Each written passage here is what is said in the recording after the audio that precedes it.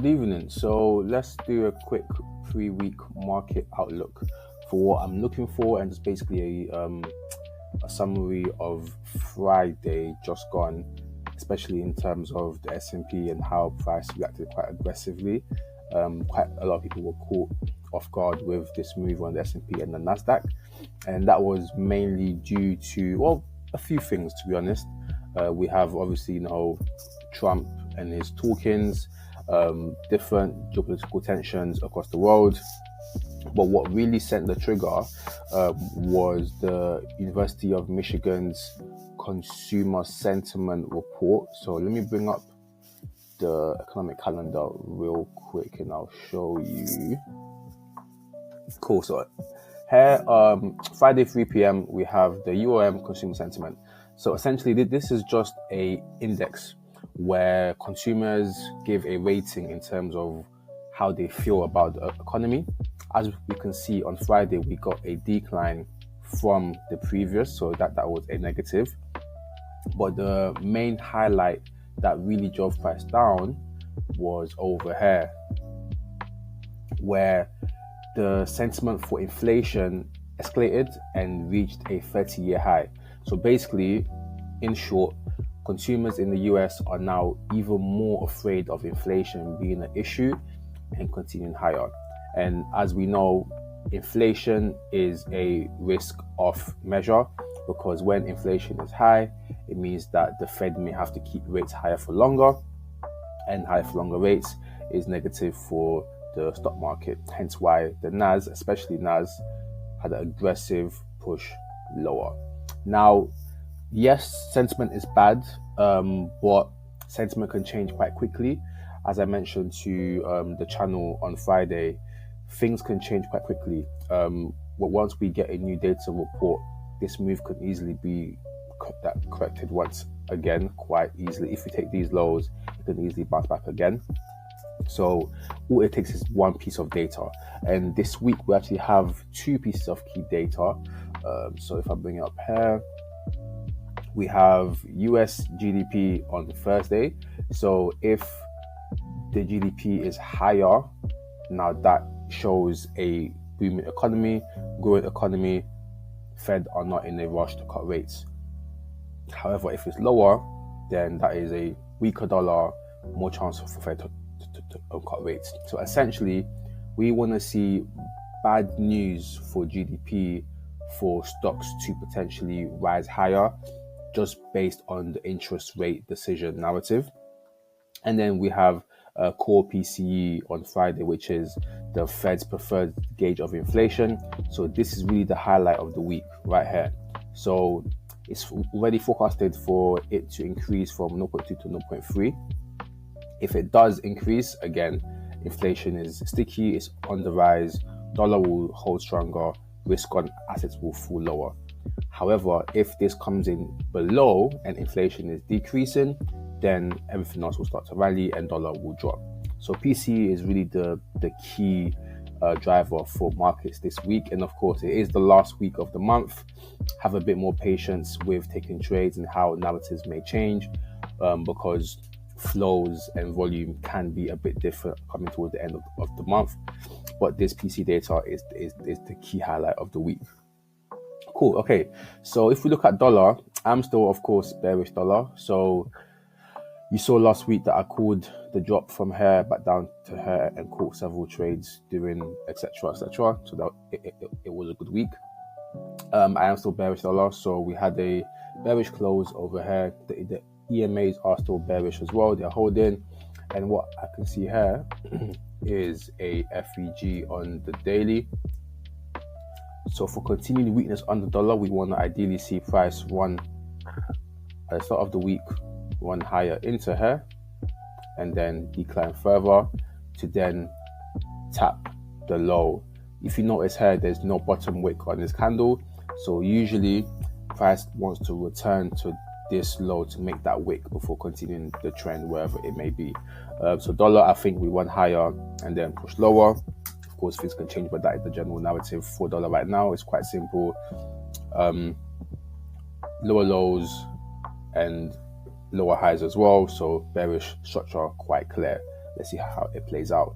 Likewise then with EU and GU, I'm quite bullish on them. So with EU, I'm looking for longs from this low here. So if I zoom out real quick, we had a inside candle closure on the weekly, but we still have this high on the weekly that hasn't been touched as of yet, and we have already shown aggressive pushes higher. So what I'm looking for is quite simple, for this swing low to be taken. So market opening is about an hour, so I never trade Monday London session, so I'll be looking for something doing New York. So from 10 a.m. I'll start being active, but I'm literally looking for a run of this low here, push away aggressively, return, and then target these highs over here, as you can see. So over here and literally over here. So that's what I'm looking for on EU. Nice and simple, nothing that is too complicated. Likewise with GU, sentiment is the same. Pound is currently stronger than euro, so if you are like looking between either one, pound will probably give you a better run higher. So if I even remove this, we can see here pound clear bullish weekly close above the previous weekly high as well. And we also have here, we're trading within a 12-hour FEG as well. So quite simply, want to see price take some sort of low, and then want to test this high up here as well for the short-term target, but it's quite an easy target. So basically, look for longs on GU and EU at the early part of the week. I think that the trend can continue up until midweek, where we might hit a range, and then price will wait and just chill out for a bit until we get that PCE news on Friday. Now, with the yen pair, so on Friday as well, last Friday, we saw the yen pairs take quite a big hit, and they're just simply continuing that bearish trend in line with the narrative of the yen pricing and valuation increasing, because the BOJ are going to start hiking their rates. So yen is getting quite pressured. So you see UJ dropped as well, and GJ as well. So Monday is the yen bank holiday. So bring back quickly. Monday is Japan bank holiday. I would not be touching any yen pairs on Monday. I'll just let Monday play out. So I never trade a currency pair on the equivalent bank holiday, because again, if the banks are on a break, so should you. There's no need to force any trades. So JPY, I'm not really looking at that, but we are at some decent lows over here. So I would ideally prefer to get some sort of relief pullback. So we've pushed away quite aggressively, and once we run into lows like here, so for example in GJ, I'll be looking for some sort of formation. For example, we come and take this low again, rise higher to then come and test highs before then continuing the overall trend lower as well. So I prefer to look for JPY buys from that Tuesday before continuing the trend lower.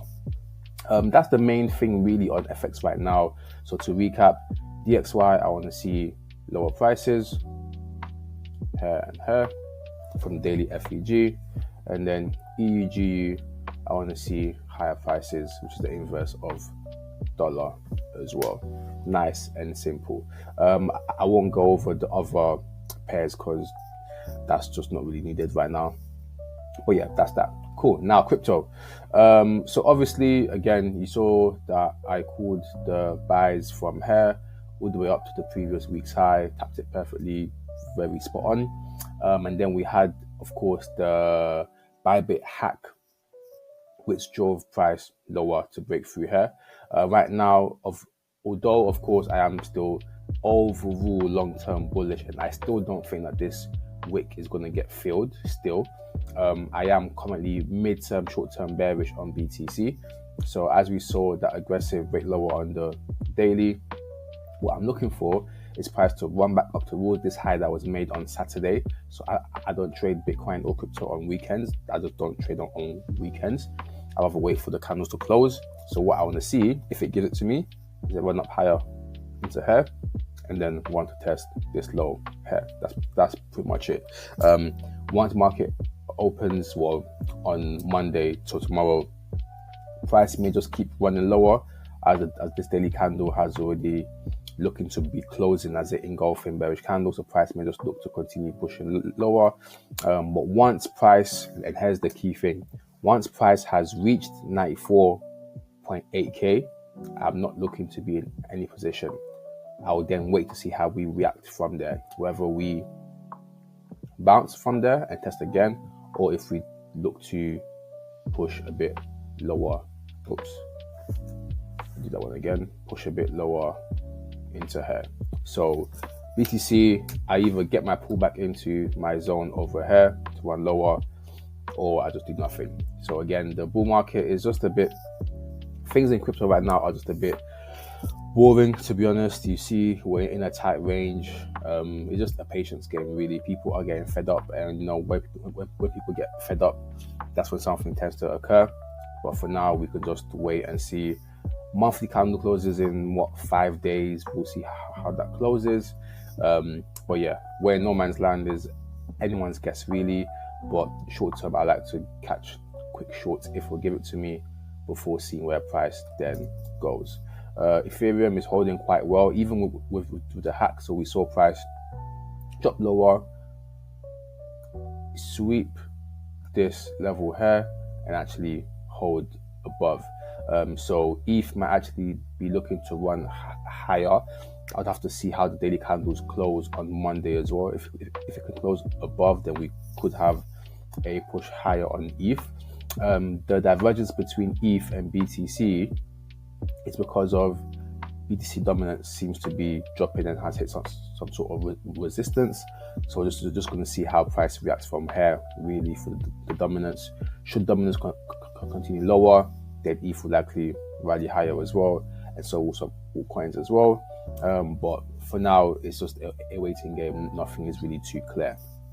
But yeah, that's the week so far, and what I'm looking for. Of course, things will be changing.